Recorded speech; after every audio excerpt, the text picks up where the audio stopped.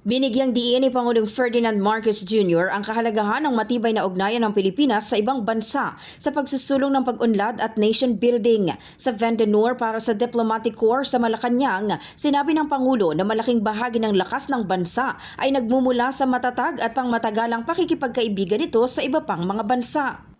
In the work of nation building, we find that much of the strength we need comes from our deep, enduring friendship with the countries that you represent.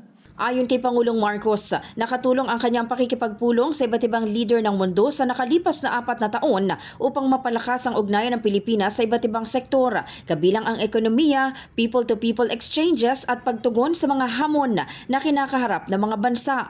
Kaugnay nito, inanunsyo rin ng punong ehekutibo ang pagbubukas ngayong taon ng mga bagong embahada ng Pilipinas sa Kazakhstan at Ghana. Gayon din ang planong pagtatatag ng bagong konsulado sa Miami, Florida bilang bahagi ng pagpapalawak ng diplomatic presence ng bansa.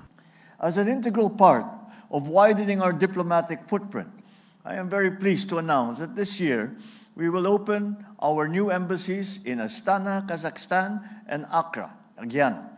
We are also working on establishing our new consulate general in Miami, Florida, to serve Filipinos in the U.S., Southeast, and in the Caribbean.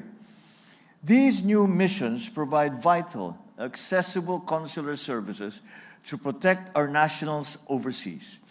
They will serve as a gateway to unlock fresh economic cooperation, cultural exchanges, and stronger political relations with our host countries.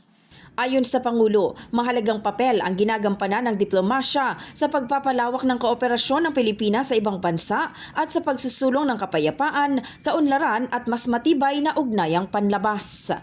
In the heart of changing lives, ako si Brigada Maricar Sargan ng 105.1 Brigada News FM Manila, The Music and News Authority.